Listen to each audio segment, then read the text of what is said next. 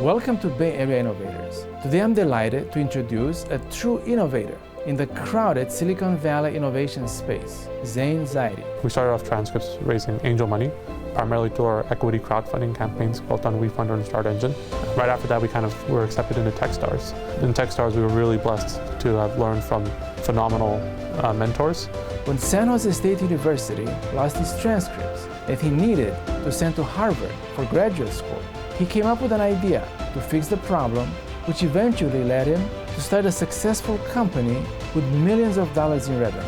Entrepreneurship is not an easy path. I think there's a lot of misconceptions nowadays with social media that, get rich quick. I've spent 4 years, 12 to 16 hours every day, 6 days a week at a minimum. My hair is turning white at 24, but still wouldn't have it any other way. And that's how we're here today. This is Bay Area Innovators, and I'm your host, Stevie Espas.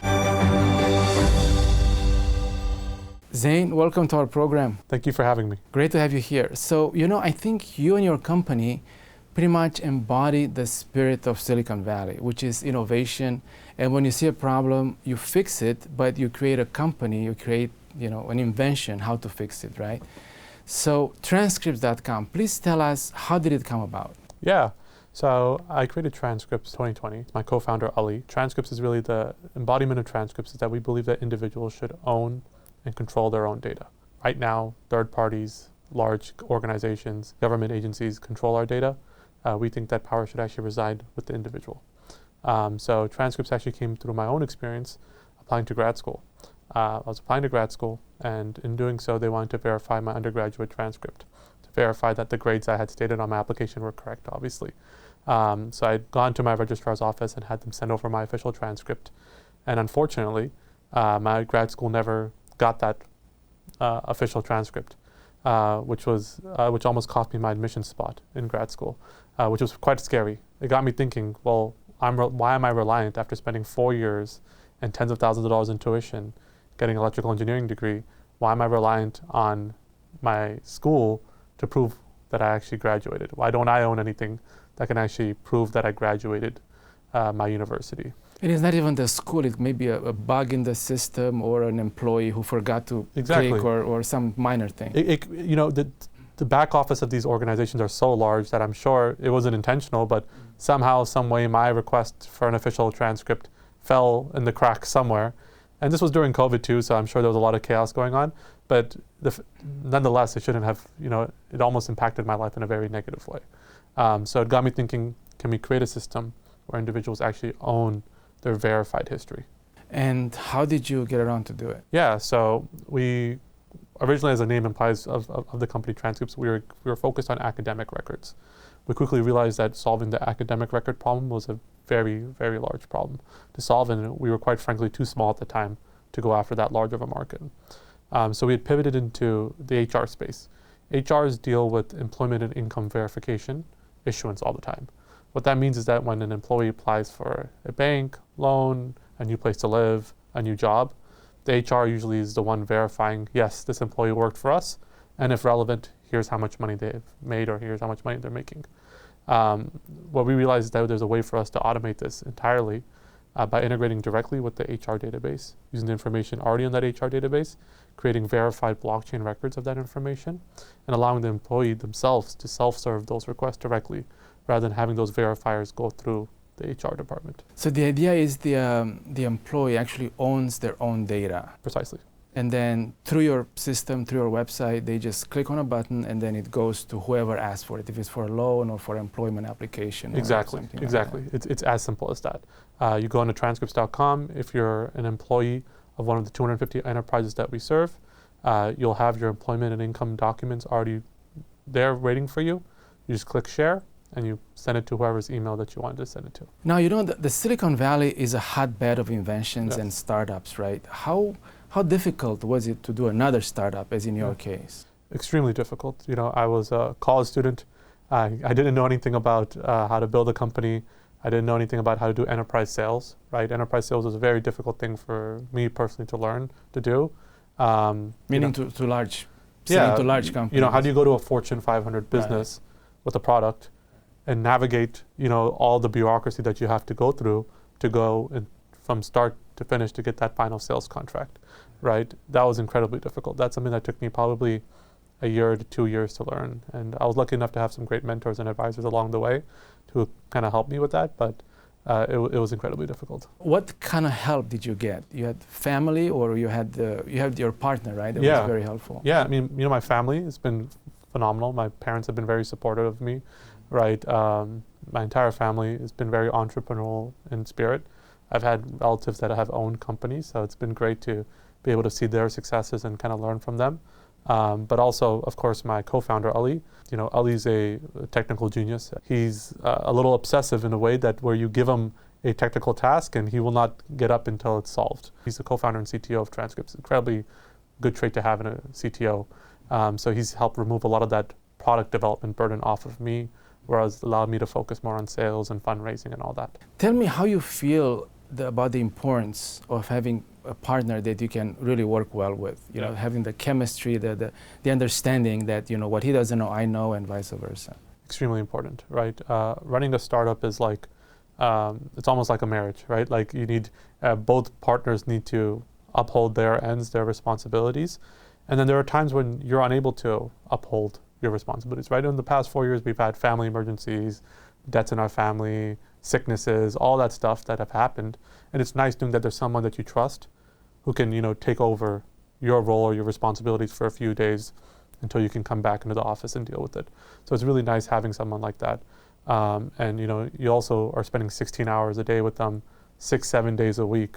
So it's really nice to also get along with the person you're spending that much time with. How about the investment? How were you able to get it off the ground? Yeah, so we started off TransCrypts raising angel money, primarily through our equity crowdfunding campaigns built on WeFunder and Start Engine. Right after that, we kind of were accepted into Techstars. In Techstars, we were really blessed to have learned from phenomenal mentors who kind of helped guide us and accelerate our development. Right after we were done with Techstars, we started the process of raising a pre-seed round. We've got investments from world-class Silicon Valley investors as well as investors outside from the Silicon Valley. And it was definitely a learning process for me. Learning how to build a pitch deck, learning how to communicate with them. There's a certain lingo that's used when you go raise, right? When I think I started raising at 21.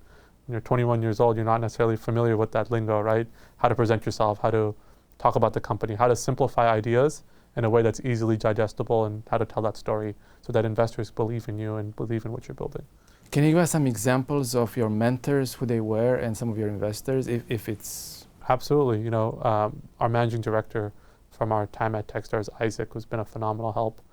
He helped guide us. He's very generous with his time, and he's given us countless hours of his time and a lot of feedback on how to improve fundraising, to how to improve go-to-market strategies, to how to build product more efficiently. Aside from Isaac, we have investors like Mark Cuban, for example.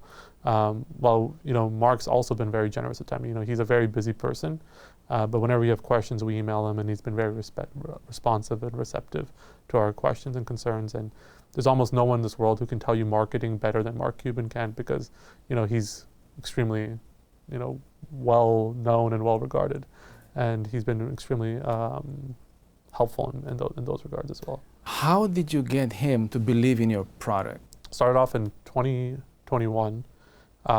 He was on a podcast talking about something very similar as to our idea, and talking about how that was one of the potential implications of blockchain, that people would be able to own their own personal records. So I actually wrote him an email talking about our idea, talking about what we're doing. And we didn't have a lot of traction at that time. We were still 6 months old, but talking about maybe showing him an early version of the product. He responded to that email saying, that's really cool, but you're not at a stage where you're investable. Fast forward 1 year, I reached out to him again saying, well, we've actually built the product now, we actually have customers, and here's how we're doing. And then we started a lengthy over the email conversations. I think we exchanged between 60 emails between me, my co-founder, Mark, and his team. And he finally agreed to invest in our company. Yeah, we had investors in our program before, and I think the amount of companies that they invest in, it's 1 or 2%, or it's incredibly small. So to get his attention and his investment, you provided something to him that was credible and was important enough to do it. Yeah, I mean, and he's a wonderful person. I think from our limited interactions with him, he's obviously very busy, so I'm not going to pretend we get a lot of his time, but whenever we have a question, whenever we have a concern, he's been very helpful in answering it, or someone on his team helps us out. Tell us a bit about the level of competitiveness that as a startup and as a product in Silicon Valley you have to have, and how do you keep up? How do you stay at that level to make sure that you're moving forward and you're getting the customers that you need? To quote our investor, Mark Cuban, business is essentially the world's largest sports arena, right? You're competing 24/7 around the world, and just not in the Silicon Valley. We're competing with people in the East Coast, in Europe, in Africa, in Asia, all around the world, right? Especially in software, where anyone can, open up a laptop, code, put it on AWS or G Cloud, and is in the market competing against you, right? So you have to be extremely competitive to survive. And the thing that both my co-founder and Ali both have is we're both very competitive people. We want to win. There have been times where we've lost deals to our competitors, and we spent 3-4 months just analyzing every single step of the way. Where did we go wrong? How could we have done it better? How could we have fixed our approach? And it's these iterative cycles where you might have made a mistake, which is okay, but the next opportunity you get, can you fix that mistake and do a little better? And then the next opportunity you get, can you fix that mistake and do a little better, and keep doing that. And eventually you get to a point where you become really good at what you're trying to do, right? It's kind of like in basketball, like when you're trying to learn how to shoot a free throw, you shoot like 10,000 of them, but maybe your first 1,000 you miss, or you're not that accurate in, but by the time you shoot your 10,000 free throw, you're shooting like Stephen Curry, right? Because you mastered that one motion, that one movement. The same way, right? With every single part of our business. Can we become better product managers? Can we become better salespeople? Can we become better fundraisers? Can we learn to inspire our employees better, right? So it's basically repeating those actions, learning from our mistakes that we've made in previous actions, and becoming better and better and better. Tell us a bit, how did you feel when you got your first major investment and you realized that the company is moving forward? What was in your mind? So if you had asked me that before we got our investment, I would have told you I was very happy. After I got the investment, I realized there was a huge responsibility placed upon me. Just the way my parents have raised me, I never felt like, investor money was, there's people in the Silicon Valley who view investor money as their own personal funds, right? They go out and they go spend it on, XYZ. They get really fancy offices, this and that.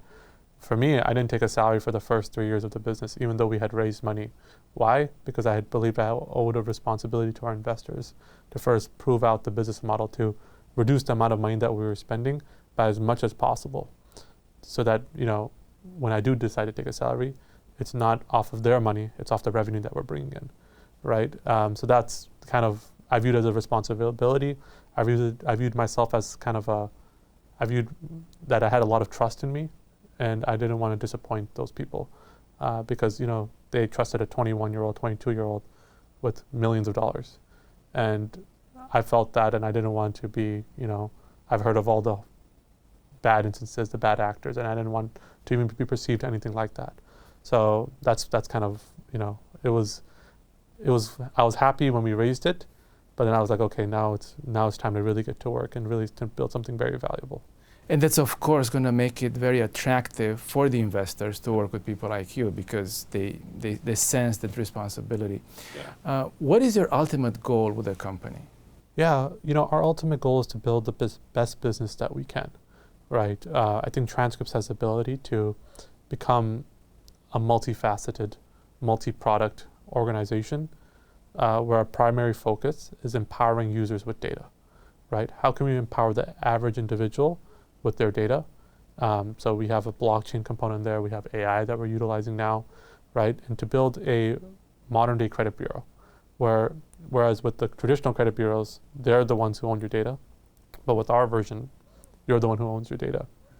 And we're essentially kind of destroying that whole dishonest, kind of muddied ecosystem, right? Because no one's ever in this, I've talked to thousands of people about it, no one's ever had a great experience dealing with any of the 3 credit bureaus, right? Equifax, TransUnion, Experian, no one's ever had a good experience dealing with them. We deal with them because we don't have any other choice, because they control a very important part of our life.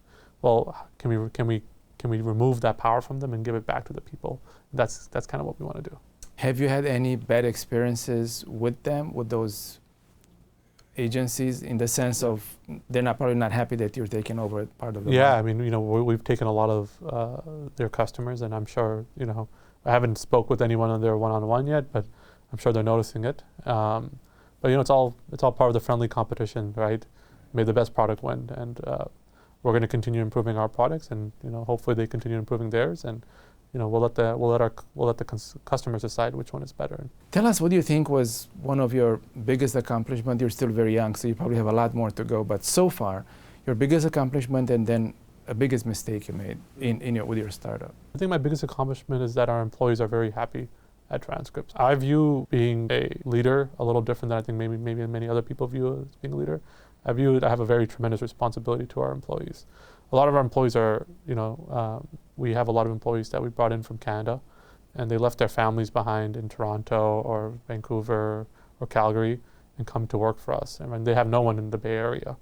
And, I view that as you took in a tremendous leap of faith in the organization and in our ability to lead, right? So I'm happy that all our employees are happy, and, based on their feedback for us, I think we run a very nice organization where employee satisfaction is a lot. So that's a point that I'm very happy about. Because at the end of the day, our employees and our customers are the two things that matter the most to us. If our employees are happy and our customers are happy, the organization will succeed, right? But if one of those two start becoming unhappy, then there's major organizational issues. As for my biggest mistake, I'll probably say not firing fast enough. Now that's unfortunately, it was when you hire employees, not all of them work out, right? For various reasons, right? Sometimes it's for personal behavior reasons. They're not, being a good team member. Sometimes it's due to performance reasons. Sometimes it's due to just not it being a fit, right? The thing that I realized is that while firing is tough, it's a very important part of running a successful organization. We pride ourselves at TransCrypts in creating an organization where everyone we view as an A+ player. We want to build the dream team of the smartest engineers, the smartest salespeople, the smartest everyone, right? And when someone's not up to that par, someone's not being, great team player, things like that. Influences others. Bring down the moral of the organization. It's actually kind of like a virus in a way. And you have to learn that sometimes, give them a chance, give them 2 chances, but at a certain point you have to kind of say, okay, maybe this is not the right fit. And if you do make that decision, it doesn't have to be a bad one, right? You can give them a large severance package. You can be very kind and courteous and help them on the way out, right? It doesn't have to be mean, even though it is obviously a tough decision. But I've learned that that's probably one of the biggest mistakes I've made. I've had bad performers on the team, and I keep them a lot longer than I probably should. Tell us a bit about how do you think you got these values, to care about the employees and, really make sure that they're happy and make the company succeed. Is it from your childhood? How did you accomplish this? Yeah, I think it's my parents, right? My parents, they're very hardworking. They're immigrant parents. My dad's a local law enforcement officer. My mom's she studied medicine, but now she's a professor at a community college. So, my parents have really instilled the value of, community in me, because both of them work for the community, devoted their lives toward the community. And really, it's not just about you, right? Like, it's very easy nowadays to just focus on ourselves. But really, I think the thing that I've found is that with leadership, right, you can't think about yourself. You have to think about everyone else. Because if you take care of everyone else, then naturally you'll succeed as well, right? And so that's kind of what our main ethos is. Both my co-founder Ali and I really believe that our customers, employees, and our investors come before us. Like, we're the last people on the train, kind of thing. Everyone else is ahead of us. That's something that we take pride in, and I think that's reason why we have such good relationship with our investors as well, and our customers and our employees. What would be your advice to young people who may be students in college and learning, if they're thinking about starting a company? I think I would ask them to think very hard about it, right? Entrepreneurship is not an easy path. I think there's a lot of misconceptions nowadays with social media that, get rich quick. It happens. Majority of the time it doesn't happen, right? Majority of the time, statistics kind of tell statistics, it. right? Like, there's always a LeBron James, but most of the times, you won't make it to the NBA because the statistics are against you, right? So, for me, it's kind of, my advice to them is really think about entrepreneurship. See if that's something that you're actually willing to put the time in to do, right? I've spent 4 years, 16 hours, 12 to 16 hours every day, 6 days a week at a minimum. And that's how we're here today, right? And I wouldn't have it any other way, right? My hair is turning white at 24, but still wouldn't have it any other way. That's what it takes to build a successful startup.